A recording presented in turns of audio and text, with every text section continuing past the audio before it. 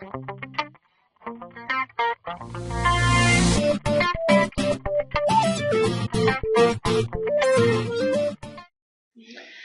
I just wanted to review some of the stuff we talked about the check-in process for nursery today, for those of you that could not make it, and then also for those of you who had to maybe leave early. The first thing I'm going to show you is the purple card, which hopefully you guys are familiar with by now.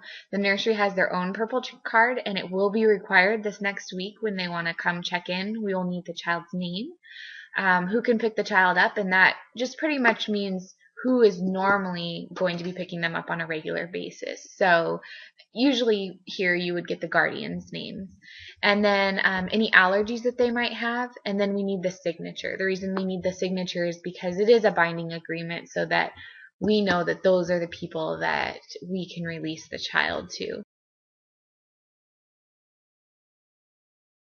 On the back of the purple card, let me pull that over here, we've got extra instructions, just in case there's anything we should know about the little one, whether they can sit or crawl or walk or anything that they might want to provide for us extra. And then email address. The reason we need the email address is because we will need a picture of the person or persons who can pick the child up, because since nursery they can't speak and say, oh yeah, that is my mom, or yeah, that is my dad, then we have a visual and it's very easy for us to recognize right away. Next question is, can your child have crackers? These are Ritz crackers that we're giving out to them. And then for a first-time visitor, do you want a regular name tag made up? And that's just pretty much for us to get a feel. If they're church shopping or anything like that and they just want to hold on to the visitor name tags for a while, that is fine. Okay, so they have filled out the purple card at this point, and so we are wanting people to sign in, like what we talked about. So this is, I'm going to try to get the sign-in sheet as best as I can here.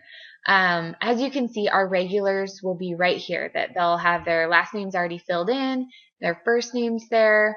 All you have to do as a parent is check them in if you're a regular attender, and they'll already have their numbers here. They should already have it marked off that they have a purple card, because anyone that has a regular name tag will need a purple card. Now, if you're a first-time visitor, let's scroll back over here. See the visitors down here.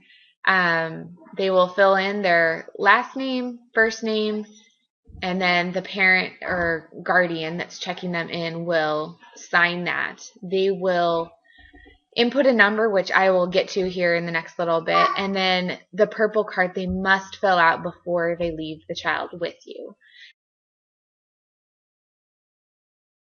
Okay, so I'm going to act like I am a visitor here, as you can hear Caden back there. Okay, so our last name is Bots, so I would write in Bots, and then first name would be our son's name, Caden, and then this is where I would sign, so I'm just going to put X's since I can't sign there right now. Checkout obviously won't be till later, and then the number. This is what the visitor cards are going to look like, and so I'm not sure how well you can see that there. And so we see on this one that it's the number 7. So number 7, and purple card. Have I filled out my purple card? And I actually filled out this big purple card. I don't know if you can see the whole thing, but filled it out that it says Caden Bots, and that his mom and dad, myself and my husband, can pick him up. He doesn't have any allergies. I signed it so that it's completed. On the back, I filled out my email address, and that he can have crackers, and that I do want a regular name tag made up for him. So I would get an X for the purple card, and then the parent is free to leave their child with us. And so this is what they end up getting. And so then we say, okay, you know, your child is number 7, and so this is what the parent takes with them.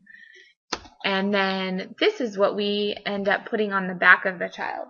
And so we are going to have Sharpies there, and we would write the child's name. So I would write Caden, and we're just writing him right on the outside of this little holder here.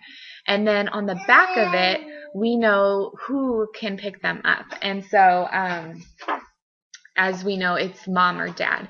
And so you can write on the back of it mom or dad, or it's fine not to write anything because we are waiting for this to come back. So when the parent of the visitor does come back, they will give you this. You just Velcro it right over the top, and then you can give the child right back to them. The only time that it becomes when we need to recheck the purple card is if they have lost their number. Then we would just say, okay, we're going to go back, check the purple card, find out who it is that we can release the child to, and then we just need some photo identification, like your driver's license number, that just states that you are one of these people that are listed, and then we can release the child to them without the number.